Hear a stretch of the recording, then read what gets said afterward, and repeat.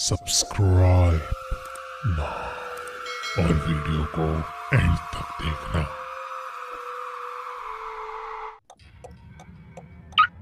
रात के 2 बज रहे थे। पीटर, जो कि एक उबर कैब ड्राइवर था, अपनी कार में बैठा बस अपनी आखिरी ड्यूटी का वेट कर रहा था। रात बहुत हो चुकी थी और उसे बहुत जोर से नींद भी आने लगी थी। इंतजार करते करते उसकी आंखें लगने ही वाली थी कि उसका फोन बज उठा। किसी ने पास में ही एक टैक्सी बुक की थी। पीटर ने अपनी नींद भगाने के लिए मुंह पर पानी के छींटे मारे और पिकअप लोकेशन की तरफ ड्राइव करने लगा। लोकेशन कुछ 1.5 किलोमीटर ही दूर थी। डायरेक्शंस के हिसाब से चलते हुए पीटर ने एक लेफ्ट टर्न लिया, लेकिन लेफ्ट टर्न लेते ही पीटर के आगे एक सुनसान सा रास्ता आ गया। उस रास्ते की सड़क थोड़ी कच्ची थी और उस पर अंधेरा ही अंधेरा था। पर पीटर बस अपने दिन की आखिरी राइड पूरी करके घर जाना चाहता था, तो वो बिना कुछ सोचे उस रास्ते पर ड्राइव करता रहा।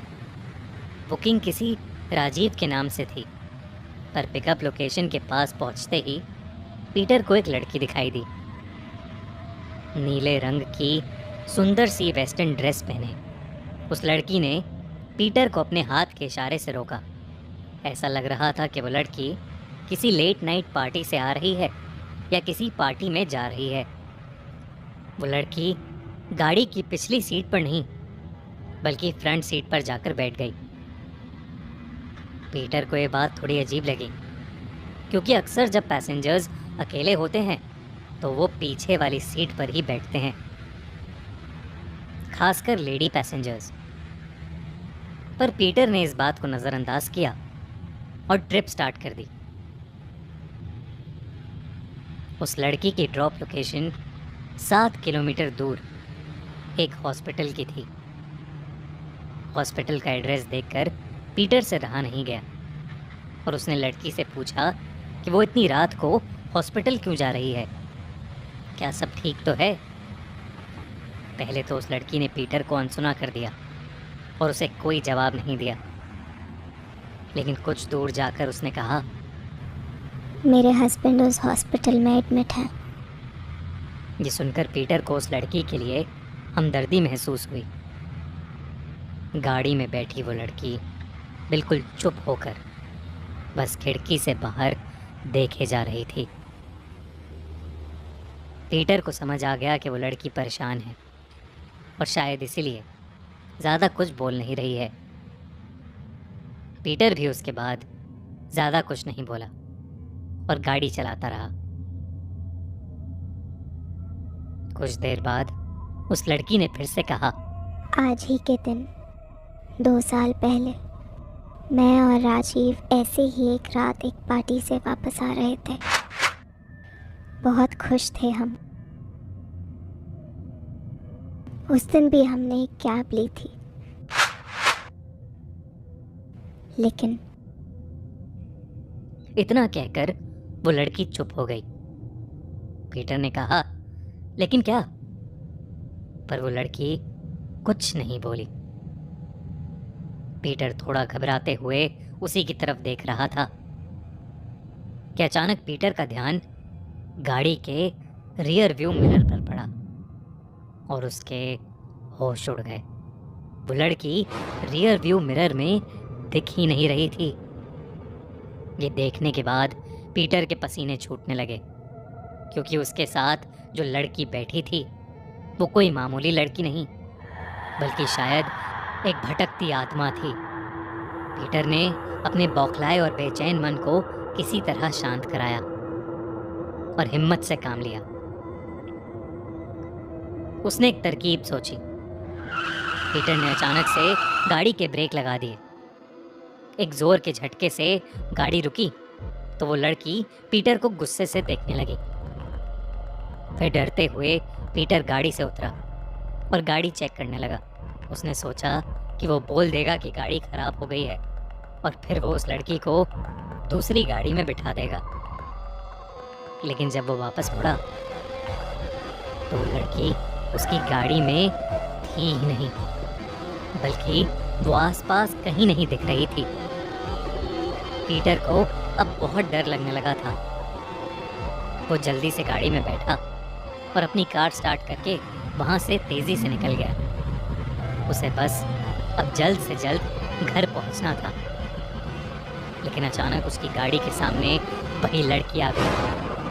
पीटर ने जैसे ही गाड़ी रोकी, उस लड़की का रूप बदल गया और वो एक भयानक चुड़ैल बन गई।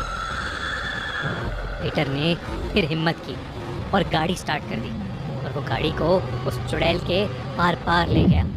पीटर अपनी गाड़ी लगभग 80 किलोमीटर पर आवर की स्पीड पर भगा रहा था। कुछ ही पल बाद जब पीटर ने रियर व्यू मिरर से पीछे देखा तो वो सुन पड़ गया। वो लड़की उसकी गाड़ी के पीछे आ रही थी। पीटर जितनी भी स्पीड बढ़ा रहा था, वो उतनी ही तेजी से पीटर के पीछे पीछे आ रही थी। पीटर इतना घबरा उठा कि उसने पीछे देखना ही बंद कर दिया। लेकिन वो चुड़ैल पीटर के बगल में आकर रोने लगी। उसने पीटर को एक बहुत ही डरावनी नज़र से देखा और पीटर का स्टीयरिंग व्हील पर से कंट्रोल हट गया। उसकी गाड़ी डिसबैलेंस हो गई और पीटर सीधा एक डिवाइडर से जा टकराया। ताज्जुब की बात यह थी कि उस डिवाइडर के सामने ही वो हॉस्पिटल था जहां उस लड़की की ड्रॉप लोकेशन थी। पीटर के एक्सीडेंट की जोरदार आवाज़ सुनकर हॉस्पिटल के कुछ लोग दौड़े दौड़े पीटर के पास गए। पीटर जख्मी हालत में बेहोश पड़ा था और वो चुड़ैल वहां से गायब हो चुकी थी। पीटर को उसी हॉस्पिटल में एडमिट किया गया। जब पीटर को होश आया तो एक दिन उसने हॉस्पिटल स्टाफ से पूछा कि क्या कोई राजीव नाम का आदमी वहाँ एडमिट है। तो वहाँ की एक नर्स ये सुनकर थोड़ी चौंक उठी। उसने पीटर की पूरी कहानी सुनकर उसने पीटर को बताया कि 2 साल पहले उसी रात, जिस रात पीटर वहाँ एडमिट हुआ था, राजीव नाम के एक आदमी का पीटर की तरह ही एक्सीडेंट हुआ था, जिसमें वो और उसकी वाइफ दोनों बुरी तरह घायल हो गए थे।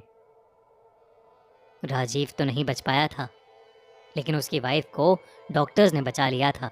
उस नर्स ने पीटर को यह भी बताया कि राजीव की वाइफ कहती थी कि जिस रात उनका एक्सीडेंट हुआ था, उस रात उन्होंने एक कैब ली थी और वो कैब ड्राइवर शराब पीकर गाड़ी चला रहा था। उन्होंने जब उसे गाड़ी रोकने के लिए बोला तो वो बदतमीजी करने लगा और उसी कहा सुनी में उन लोगों का एक्सीडेंट हो गया।